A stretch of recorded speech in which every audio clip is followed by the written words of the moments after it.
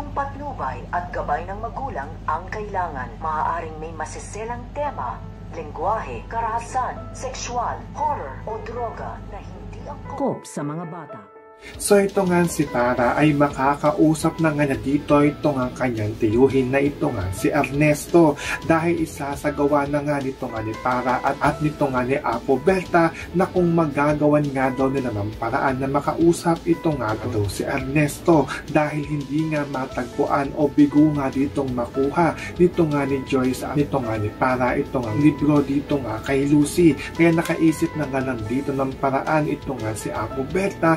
Natatawagin nga nila dito ang kaluluwa nitong ito nga daw ni Ernesto upang makausap nga nila ito at malaman nga nila kung paano nga maibabalik sa tunay na katawan nito nga daw si Lucy at ito nga daw si Bara at magtatagumpay nga dito ito nga si Apo Berta na matawag nga nila dito ang kaluluwa nito nga si Ernesto. So makakaabangan nga natin dito ang pagtawag ni Apo Berta sa kaluluwa nito nga ni Ernesto. Yan ang ating mga pakakatukan at pakakaabangan dito nga lang sa Storyline.